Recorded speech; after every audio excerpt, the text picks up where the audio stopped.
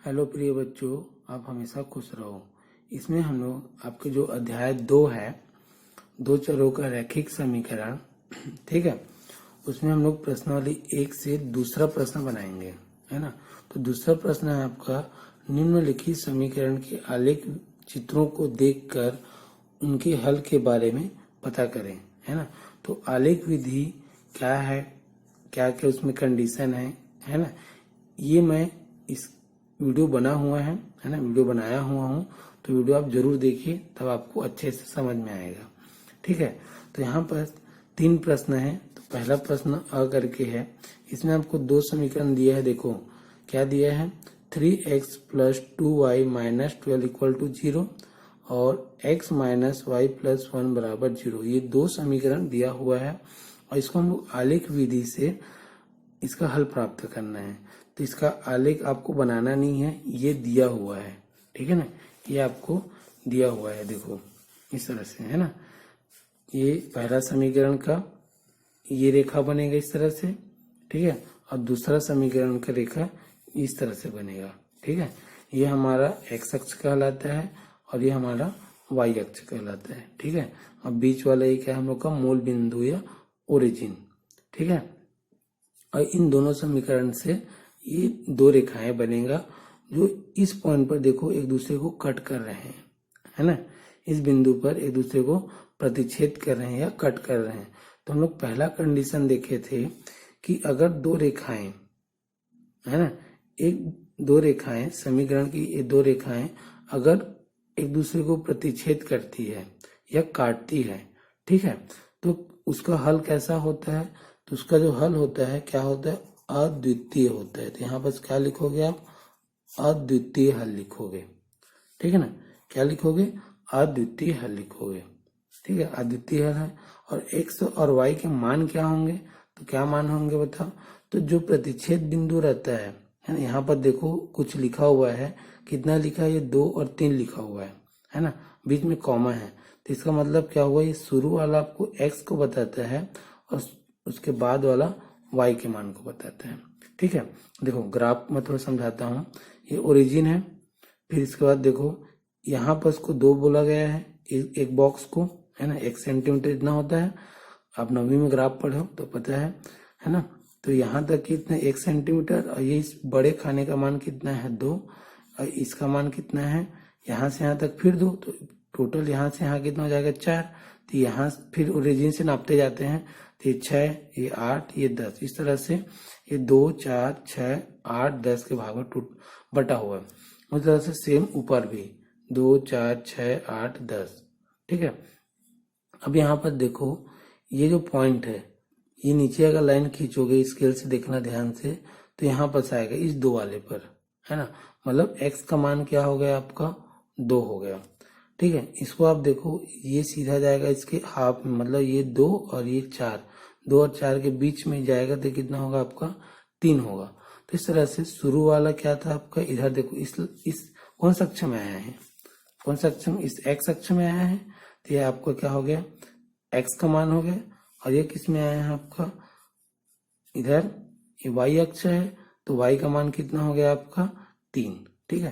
तो इस तरह से x और y के मान कितना होंगे, यहाँ हो जाएगा x का मान 2 और y का मान 3, सॉरी y का मान कितना हो जाएगा 3, ठीक बेटो, समझ में आ रहा है। फिर उसके बाद दूसरा प्रश्न है आपका, देखो ये और अच्छे से समझ में आ जाएगा। उसके बाद देखो, है ना, ये बच्चों ने कुछ, है ना, मान डाल दिया है, ठीक है। तो देखो समीकरण ब है आपका 3x + 6y = 15, x + 2y = 5, है ना। 2 समीकरण हमको दिया हुआ है, युगपत समीकरण है ना।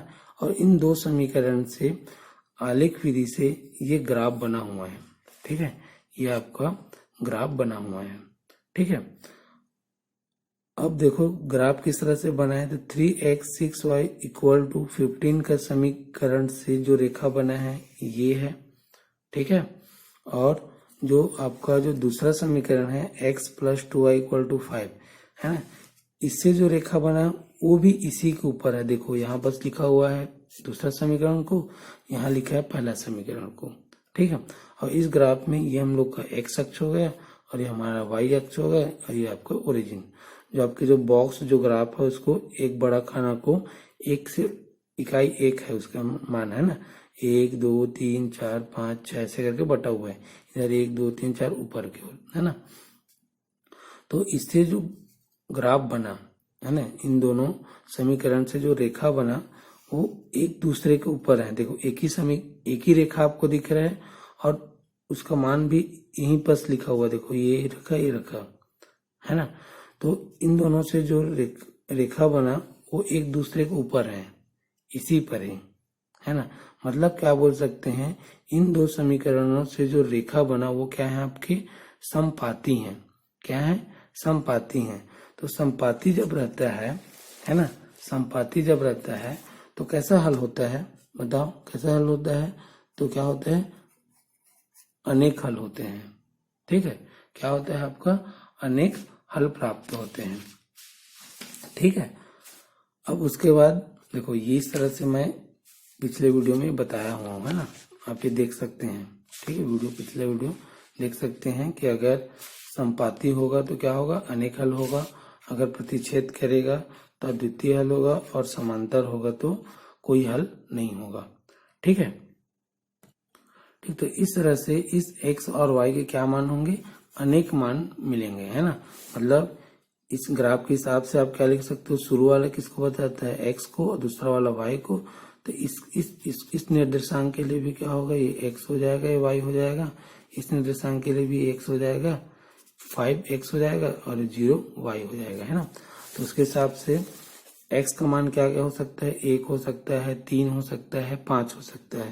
तो इस कारण से लिखा हुआ है। ठीक है, और जो y के मान है क्या हो सकता है, 2 हो सकता है, 1 हो सकता है और ये 0 हो सकता है। और भी मान होंगे यहाँ यहाँ यहाँ और भी मान होंगे, तो अनेक हल होंगे है ना। तो जो निर्देशांक दिया उसके अकॉर्डिंग ये 3 मान आप लिख सकते हो। ठीक है, उसके बाद हम लोग का चौथा प्रश्न है ना, सॉरी तीसरा स है ना। तो देखो इसमें भी आपको दो समीकरण दिया हुआ है, -4x plus 6y equal to 3, 2x minus 3y equal to 5 है ना। और इन दो समीकरण से ये जो युगपत समीकरण है उनसे ग्राफ में इस तरह से दो रेखाएं बना हुआ है ना। तो कौन सा किसके लिए है, तो देखो यहाँ पर आपका मेंशन होगा कौन सा किसके लिए है। तो देखो 6y minus 4x equal to 3, मतलब इस पहले समीकरण के लिए ये रेखा बना हुआ है। ठीक है, और 2x minus 3y equal to 5, मतलब दूसरा समीकरण के लिए ये रेखा बना हुआ है। ठीक है, इस ग्राफ में। ठीक, ये हमारा x अक्ष, इधर ये y अक्ष और ये ओरिजिन फिर से है ना। अब ये देखो जो दो रेखाएं बना है वो कैसा है। ठीक है, तो जो दो रेखाएं हैं वो कैसा है, आपका समांतर है ना। देखो ये और इन दोनों के बीच की जो दूरी है क्या है, एक समान है ना। दोनों समांतर, कहीं कहीं पर कट नहीं कर रहे हैं। ठीक है, कहीं भी कट नहीं कर रहे हैं। तो अगर समांतर होता है तो उसके क्या होते हैं बताओ, उसके हल कैसे होते हैं, तो कोई हल प्राप्त नहीं होते। तो इसके अनुसार से यहाँ क्या होगा, कोई हल नहीं होगा, कोई हल नहीं होगा। ठीक है, कोई हल नहीं होगा, आपको ध्यान में रखना था। एक्स और वाई के कोई भी मान आपको नहीं मिलेंगे, एक्स और वाई के कोई भी मान आपको नहीं मिलेंगे। ठीक है, अगर समांतर होगा तो खाली आपको ग्राफ देख के हल करना है। ठीक, उसके बाद है लास्ट प्रश्न।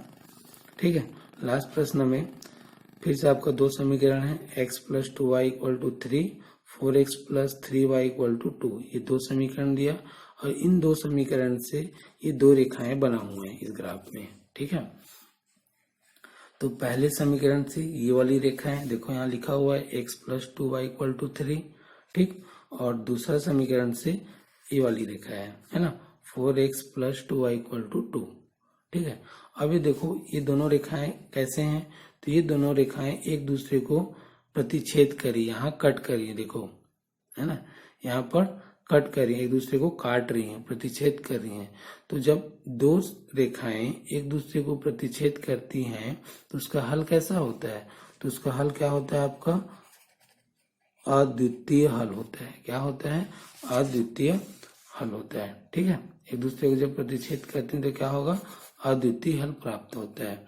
और उसका मान x और y का मान क्या होता है बताओ, तो x का मान क्या होगा बताओ, जहां प्रतिच्छेद करती हैं उसके निर्देशांक, तो इसका निर्देशांक क्या होगा -1, मतलब यहाँ x, और ये कितना हो गया आपका y 2।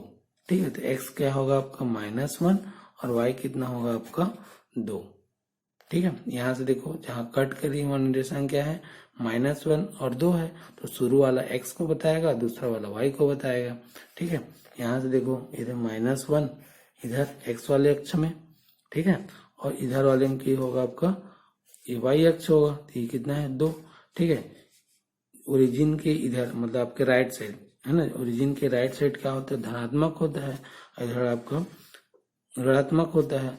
ऊपर आपका क्या होगा धनात्मक होगा और नीचे भी, और नीचे क्या होगा आपका ऋणात्मक होगा।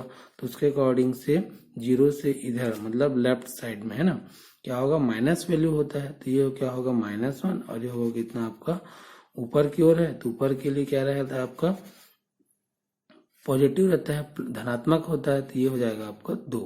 तो -1 और 2 आपका आंसर होगा। ठीक बच्चों, तो बहुत सरल है, अब ध्यान से समझना, आपको समझ में आ जाएगा। ठीक है, धन्यवाद।